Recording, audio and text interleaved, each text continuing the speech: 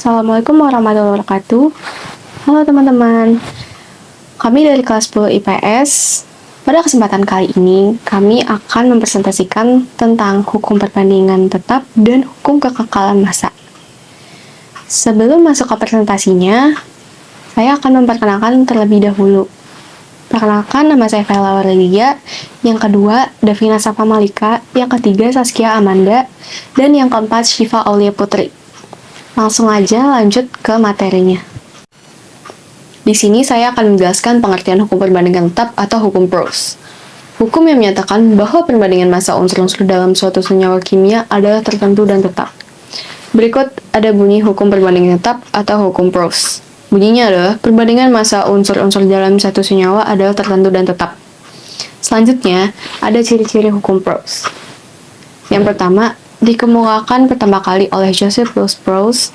Yang kedua, disebut juga sebagai hukum perbandingan tetap. Yang ketiga, memiliki rumus A banding B sama dengan X kali AR. A banding Y kali AR B. Yang terakhir, ada reaksi unsur hidrogen dengan oksigen membentuk senyawa air. Dan kemudian hasilnya menunjukkan perbandingan massa hidrogen dengan oksigen beraksi tetap, yakni 1:8. Di sini saya akan membahas contoh soal dari hukum perbandingan tetap. Contoh soalnya sebanyak 21 gram besi atau Fe jika dipanaskan dengan 24 gram belerang atau S sehingga membentuk senyawa FeS2 jika Rv sama dengan 56 dan Rs sama dengan 32, tentukan sisa zat yang tidak bereaksi dan banyaknya FeS2 yang membentuk. Pembahasannya. Jadi gini, perbandingan massa Fe banding S dalam FeS2 sama dengan 1 kali Rv banding 2 kali ARS. Jadi Fe itu besi, S itu sumbu, FeS2 itu dia biasa disebut mineral spirit atau mineral disulfida. Kalau Rv itu atom relatif dan V-nya itu besi, jadi atom relatif besi. Terus dibanding 2 kali Rs.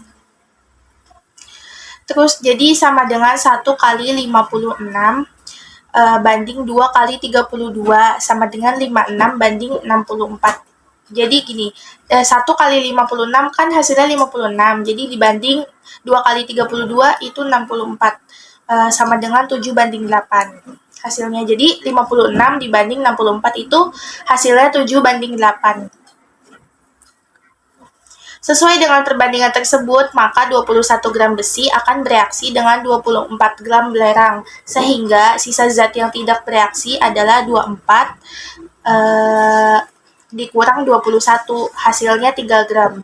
Dan banyaknya FeS2 yang terbentuk, mineral disulfida yang terbentuk adalah 21 tambah 24, jadi sama dengan 45. Dan pengertian yang kedua adalah pengertian dari hukum kekekalan massa. Hukum kekekalan massa menyatakan bahwa massa zat sebelum dan sesudah reaksi adalah sama. Hukum kekekalan massa dirumuskan oleh Anthony Lavoisier pada tahun 1789.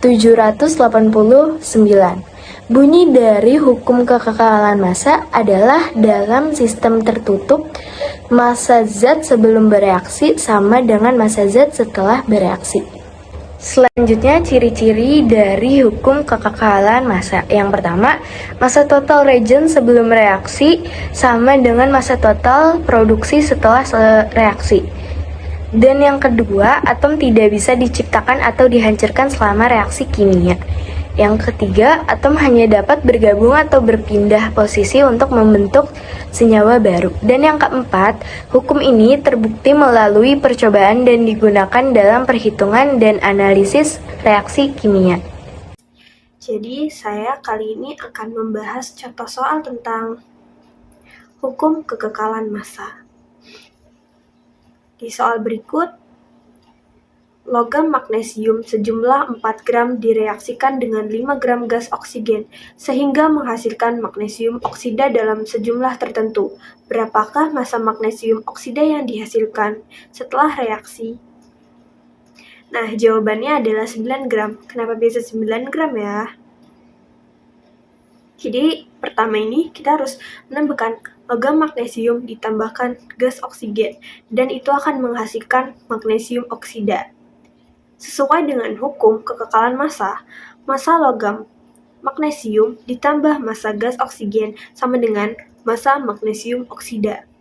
Massa logam magnesium itu 4 gram, dan massa gas oksigennya 5 gram. Jadi, 4 gram ditambah 5 gram sama dengan 9 gram massa magnesium oksida. Bagaimana? Mudah bukan? Terima kasih perhatiannya telah menonton video ini. Semoga bermanfaat dan dapat diambil ilmunya. Terima kasih. Wassalamualaikum warahmatullahi wabarakatuh. Ngomong-ngomong, jangan lupa subscribe dan like ya. Terima kasih.